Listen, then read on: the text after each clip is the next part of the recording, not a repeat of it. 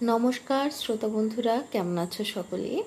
আশা করি আমরা যে যেখানেই আছি আপন আপন কর্তব্যগুলোকে ভালোবাসা সততার সাথে সম্পূর্ণ করার আপ্রাণ চেষ্টা চালিয়ে যাব, তাই তো? তাহলে এসো শুরু করি। আজ সে যে সুদন ওঝা, সেই যে সে খুব পাশা খেলতো আর শেষে যখন কেউ তার কাছ থেকে জিততে পারছে না, তো তাই জন্য কেউ খেলছেও না, তো শেষ পর্যন্ত সে শিব ঠাকুরের সঙ্গে পাশা খেলতে বসে। তো সেখানেও সে কিন্তু শিব ঠাকুরকে হারিয়ে দেয়। আর যখন দেখে যে শিব ঠাকুর তাকে কোনো বর দিচ্ছে না, তখন তখন সে পার্বতীকে নিয়ে চলে আসতে থাকে। তো সেই চোটে শেষ পর্যন্ত বর পান, এবং বর পাওয়ার পর সে তো রম্ভার সঙ্গে চলে যায় স্বর্গে। রম্ভা ওকে লুকিয়ে লুকিয়ে নিয়ে যায় স্বর্গে, সেখানে সে নাচ দেখাতো।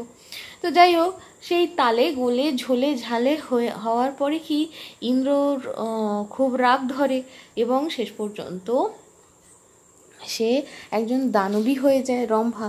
এবং তাকে শাপমুক্ত করতে কি করতে হবে, বিশ্বেশ্বরের মন্দিরটাকে ভেঙে আবার তৈরি করে দিতে হবে, তাই তো? সেরকম একটা কিছু ছিল।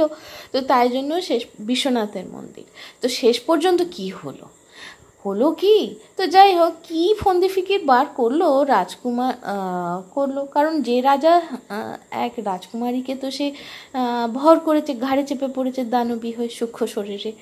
আর আমাদের সুদন ওঝা একজন ওঝা, সুদন ওঝা, সুদন প্রথমে ছিল, এখন সে ওঝা হিসাবে একটা জায়গায় মানে সেই রাজ্যের পাশে গিয়ে সে থাকতে আরম্ভ করেছে। তো তারপর রাজকুমারী একেবারে উন্মাদ পাগল হয়ে বিড়বিড় করে বকতে বকতে সেই যে ছুটে বেরোলেন, আর বাড়িতে ঢুকলেনই না। তিনি শহরের কাছেই একটা গুহার মধ্যে থাকেন, আর রাস্তা দিয়ে লোকজন যারা চলে তাদের গায়ে ঢিল ছুঁড়ে মারেন। রাজা কত ওঝা বদ্যি ডাকলেন, রাজকুমারীর কোনো উপকারই হলো না। শেষে রাজা ঢেঁড়া পিটিয়ে দিলেন, যে রাজকুমারীকে ভালো করতে পারবে তাকে অর্ধেক রাজত্ব দিব, রাজকুমারীর সঙ্গে বিয়ে দিব। তো রাজকুমারীর জন্য তো রাজা নিজের মেয়ের জন্য এরকম একটা তিনি ঢেঁড়া পিটিয়ে দিলেন। তো রাজবাড়ির দরজার সামনে ঘণ্টা ঝোলানো আছে, নূতন ওঝা এলেই ঘণ্টায় ঘা দেয়, আর তাকে নিয়ে গিয়ে রাজকুমারীর চিকিৎসা করানো হয়। সুদন রম্ভার উপদেশ মতো বারাণসী গিয়ে রাজকুমারীর পাগল হওয়ার কথা শুনে ঘণ্টায় ঘা দিল। রাজা তাকে ডেকে বললেন, ওঝার জ্বালায় অস্থির হয়েছি বাপু, তুমি যদি রাজকুমারীকে ভালো করতে না পারো তবে কিন্তু তোমার মাথাটি কাটা যাবে। এ কথায় সুদন রাজি হয়ে তখনই রাজকন্যার চিকিৎসা আরম্ভ করে দিল। আচ্ছা, তো ভূতের ওঝারা ভরংটা করে খুব বেশি। সুদনও সেসব করতে কসুর করল না। ঘি চাল ধূপ ধুনা দিয়ে প্রকাণ্ড যজ্ঞ আরম্ভ করে দিল। সঙ্গে সঙ্গে বিড়বিড় করে হিজিবিজি মন্ত্র পড়াও বাদ দিল না। যজ্ঞ শেষ করে সকলকে সঙ্গে নিয়ে সেই পর্বতের গুহায় চলল যেখানে রাজকন্যা থাকে। সেখানে গিয়েও বিড়বিড় করে খানিকক্ষণ মন্ত্র পড়ল। ভূতের বাপ, ভূতের মা, ভূতের ঝি, ভূতের ছা, দূর দূর দূর পালিয়ে যা। ক্রমে সকলে দেখল যে ওঝার ওষুধে একটু একটু করে কাজ দিচ্ছে, কিন্তু ভূত রাজকুমারীকে একেবারে ছাড়ল না। তিনি তখনও গুহার ভিতরেই থাকেন, কিছুতেই বাইরে আসলেন না। যা হোক, রাজা সুদনকে খুব আদর যত্ন করলেন, আর যাতে ভূত একেবারে ছেড়ে যায় সেরূপ ব্যবস্থা করতে অনুরোধ করলেন। সুদন দুদিন পর্যন্ত আরও কত কিছু ভরং করলো।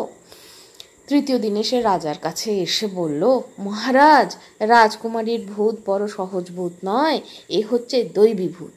মহারাজ যদি এক অসম্ভব কাজ করতে পারেন, বিশ্বেশ্বরের 7টা মন্দির চুরমার করে আবার নতুন করে ঠিক আগের মতো গড়িয়ে দিতে পারেন, তবেই আমি রাজকন্যাকে আরাম করতে পারি। রাজা বলেন, এ আর অসম্ভব কি? রাজার হুকুমে তখনই হাজার হাজার লোক গেল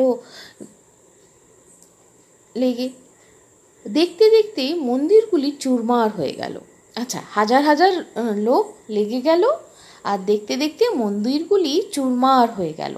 তারপর 1 মাসের মধ্যে আবার সেই 7টি মন্দির ঠিক যেমন ছিল তেমনটি করে নূতন মন্দির গড়ে উঠল। সঙ্গে সঙ্গে রাজকুমারীও সেরে উঠলেন। অপ্সরাও সাপ মুক্ত হয়ে স্বর্গে চলে গেল। তারপর খুব ঘটা করে সুদনের সঙ্গে রাজকুমারীর বিয়ে হলো, আর রাজা বিয়ের যৌতুক দিলেন তার অর্ধেক রাজত্ব। ভাবো কি কাণ্ড বলো দেখি।